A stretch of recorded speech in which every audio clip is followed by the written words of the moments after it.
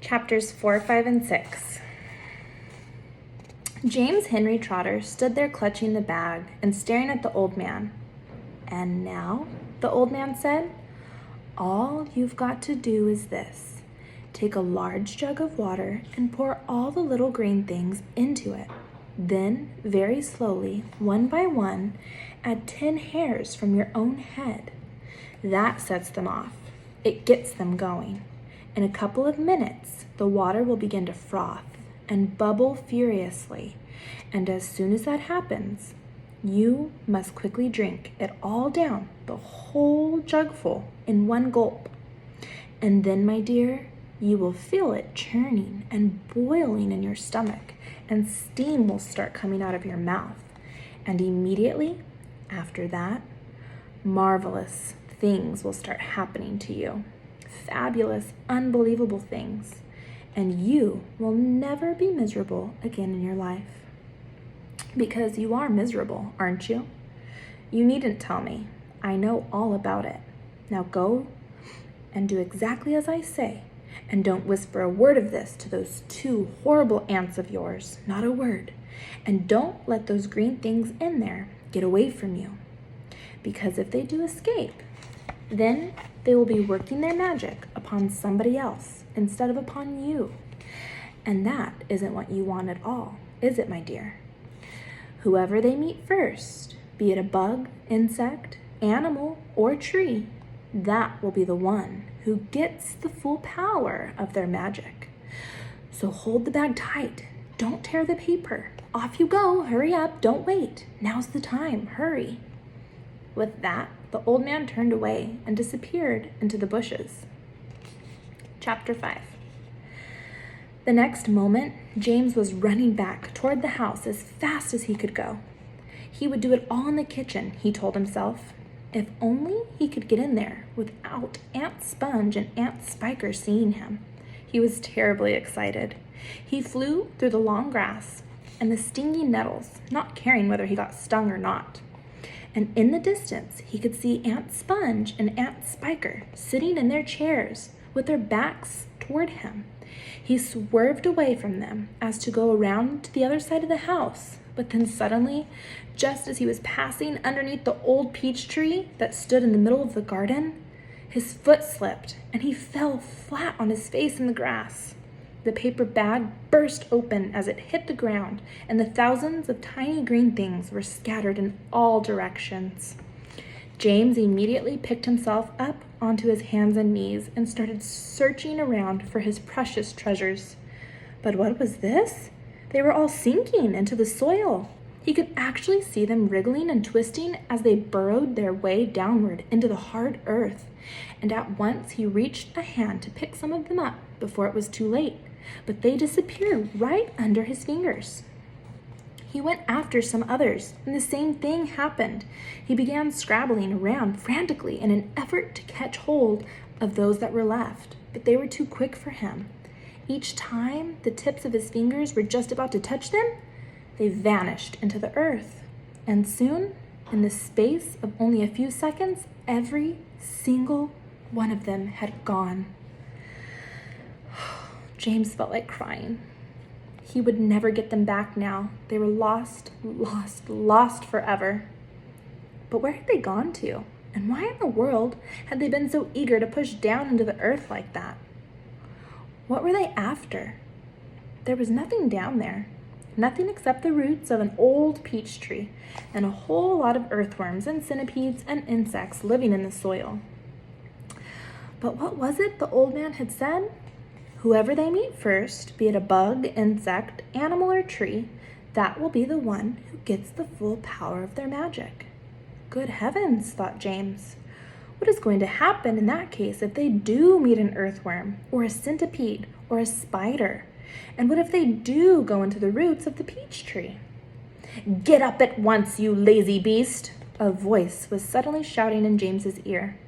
James glanced up and saw Aunt Spiker standing over him, grim and tall and bony, glaring at him through her steel-rimmed spectacles. "Get back over there immediately and finish chopping up those logs," she ordered. Aunt Sponge fat and pulpy as a jellyfish, came waddling up behind her sister to see what was going on. "Be off with you at once, you hideous brat, and do some work." Slowly, sadly, poor James got up off the ground and went back to the woodpile. Oh, if he hadn't slipped and fallen and dropped that precious bag, all hope of a happier life had completely gone. Today and tomorrow and the next day and all the other days as well would be nothing but punishment and pain and unhappiness and despair. He picked up the chopper and was just about to start chopping away when he heard a shout behind him that made him stop and turn. Chapter 6. "Sponge! Sponge! Come here! At once! Look at this!" "At what?" "It's a peach!" Aunt Spiker was shouting. "At what?" "A peach! Right up there on the highest branch. Can't you see it?" "Oh, I think you must be mistaken, my dear Spiker. That miserable tree has never made any peaches on it." "There's one on it now, Sponge." "You look for yourself." "Oh, you're teasing me, Spiker. You're making my mouth water on purpose when there's nothing to put in it." "Why, that tree's never even had a blossom on it, let alone a peach. Right up on the highest branch, you say? I can't see a thing. Very funny. Ha ha. Good gracious me. Well, I'll be blowed. There really is a peach up there. A nice big one, too," Aunt Spiker said. "A beauty, a beauty," Aunt Sponge cried out. At this point, James slowly put down his chopper and turned and looked across at the two women who were standing underneath the peach tree. Something is about to happen, he told himself. Something peculiar is about to happen any moment. He hadn't the faintest idea what it might be, and he could tell it in his bones that something was going to happen soon. He could feel it in the air around him, in the sudden stillness that had fallen upon the garden. James tiptoed a little closer to the tree. The ants were not talking now. They were just standing there, staring at the peach. There was not a sound anywhere, not even a breath of the wind, and overhead the sun blazed down upon them of the deep blue sky. "It looks ripe to me," Aunt Spiker said, breaking the silence. "Then why don't we eat it?" Aunt Sponge suggested, licking her thin lips. "We can have half each. Hey you, James, come over here at once and climb this tree." James came running over. "I want you to pick that peach up there on the highest branch," Aunt Sponge went on. "Can you see it?" "Yes, Auntie Sponge, I can see it." "And don't you dare eat any of it for yourself. Your Aunt Spiker and I are going to have it between us right here and now, half each. Get on with you. Up you go." James crossed over the tree trunk. "Stop!" Aunt Spiker said quickly. "Hold everything." She was staring up into the branches with her mouth wide open, her eyes bulging as though she had seen a ghost. "Look," she said. "Look, Sponge, look." "What's the matter with you?" Aunt Sponge demanded. "It's growing," Aunt Spiker cried. "It's getting bigger and bigger." "What is?" "The peach, of course." "You're joking." "Well, look for yourself."